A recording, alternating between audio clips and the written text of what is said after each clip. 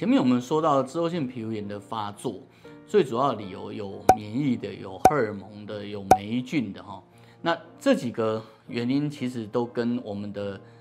季节，然后跟我们的压力有关。那这个部分确实是有几个原因容易让你的脂漏性皮肤炎发作。如果各位注意到的话，考试压力 ，OK， 所以压力是一个。然后你的重口味，比如说你吃很多葱姜蒜的，葱姜蒜之类可能使你的整个代谢增加，那个皮脂的分泌增加，也使得你睡不好，然后免疫的部分产生问题哦。还有一些荷尔蒙的药物，比如说在吃那个避孕药之类的，这些东西都确实可能使你的，或者女性的月经嘛哈，都可能使你的那个脂漏性皮肤炎发作。所以在脂漏性皮肤炎治疗里面，它其实是有季节性跟情绪性的变化的。脂漏性皮肤炎在我们目前知道，它跟皮屑芽孢菌有关，它跟油脂分泌有关。其实大家只要记得它跟油脂分泌有关，你的脂漏性皮肤炎大概就结束了。皮脂的压力其实并不来自于皮脂的分泌，好，请各位记得这句话，这句话是金言，就皮脂的压力其实并不来自皮脂的分泌，它只是皮脂无法乳化。因此，当你的生活变得非常闷热，我们这样说好了，就是说一个他的皮肤是很畅通的，他就算戴着口罩下来，他可能满脸大汗，对不对？可是他不会长圈痘，他也不会有脂漏性皮肤炎。那另外一个人，他可能脸部上妆上得很细致，他的压力很大，他同样戴着口罩，他上来他就会发现这里长了一大堆圈痘。为什么？因为我们的人只要在闷热环境下，他就一定会出油出汗。那如果你让他出油出汗出来，他正常乳化，他就不会有问题。他不正常乳化，他就会出现皮脂的分泌跟代谢的问题。所以脂漏性皮肤炎主要的问题是代谢的问题，主要问题是代谢问题。所以只要你把代谢问题处理好，你就不需要去管你的食物你的闷热。就像我们上一集讲过的，你的出油量不管多大，只要你能够正确把它乳化掉，其实脂漏性皮肤炎是会好的。在脂漏性皮肤炎的治疗里面，有一个比较特别的地方是，大部分的皮肤炎，比如接触性皮肤炎，它其实是稍微用一点类固醇，然后一下就结束。但是脂漏性皮肤炎因为跟皮脂的分泌有关，其实脂漏性皮肤炎在广义上它是一个接触性皮肤炎。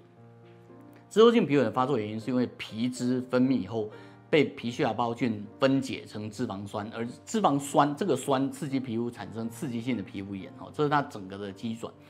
那因为你没有办法抑制皮屑芽孢菌，它是一个共生菌，共生菌就是常态菌的意思。那你也没办法让这个人的油脂分泌变少，这个是我们皮肤科医师最常的问题。所以你会看到脂漏性皮肤炎常常叫你什么早睡早起啊，然后正确清洁啊这些。那因为没有办法处理，所以最终你只能处理接触性皮肤炎，也就是说你必须擦类固醇。这使得脂漏性皮肤炎的治疗变得更复杂，就是你除了要处理它的因，你还要处理它的果。一般来说，因的部分就是你只要好好的早睡早起，你只要不要代谢太多油脂，你的脂漏性皮肤炎就会好，这是所有的医师的共识。可是对我们来说，其实我不管你有没有早睡早起，我也不管你有没有那个皮脂分泌过多，只要你分泌出来的每个皮脂都能够正确乳化，其实你的脂漏性皮肤炎是不会存在的。好，这是我们这边确实可以保证你脂漏性皮肤炎有临床处理。但是另一方面，因为脂漏性皮肤炎的人多少都用过类固醇，那这一段就很麻烦因为类固醇在停止使用类固醇以后，它一定会产生类固醇的间断现象。那类固醇的间断现象最少它会造成局部的发炎然后恶劣一点，它可能造成局部的红肿，甚至局部的溃烂。你相关的类固醇的间断，你可以在网络上找到很多相关的资料。那各位可以发现我已经咬牙切齿就是说，所以在脂漏性皮肤炎的治疗里面，类固醇间断其实是一个很常见，可是不会被提到的问题。那这个部分其实也是必须靠你皮肤的正常代谢处理掉。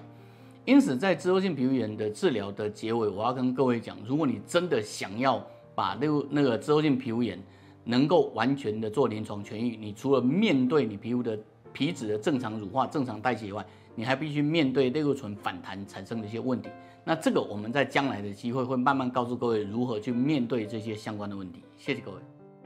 好，在一般的传说里面，脂漏性皮肤炎跟闷热有关，对不对？跟重油重辣有关，然后也跟你的换季有关。我认为这是传说。如果你是我的传说，让它天长地久。我所谓传说意思，并不是说它不存在，是它真的存在，你可以观察到这个现象。可是如果各位现在都已经2022年了，对不对？你几乎可以看到，全世界的到处的地方，全世界吃最油重辣的地方在哪里？在湖南啊，在四川啊。